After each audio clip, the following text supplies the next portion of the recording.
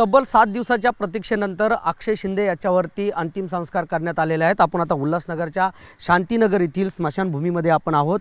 या ठिकाणी दुपारच्या सत्रामध्ये मोठा गोंधळ सुरू होता। या ठिकाणी पोलिसांनी 12:30-1च्या दरम्यान खड्डा खोदला होता आणि तो खड्डा काही कार्यकर्त्यांना माहिती पडल्याच्या नंतर त्यांनी हा खड्डा बुजवला।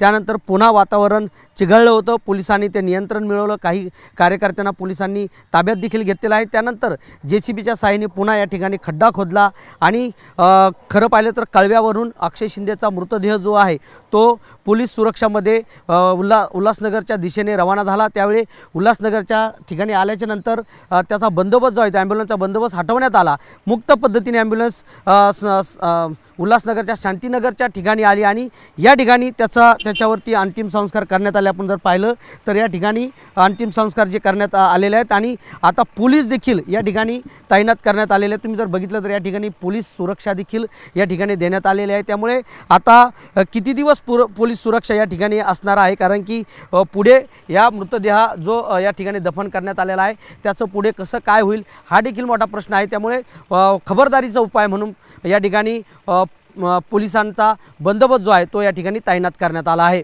कॅमेरामन गजानन बालापूरकरसह सुरेश काटे, एबीपी माझा, उल्हासनगर, ठाणे। एबीपी माझा, उघडा डोळे बघा नीट।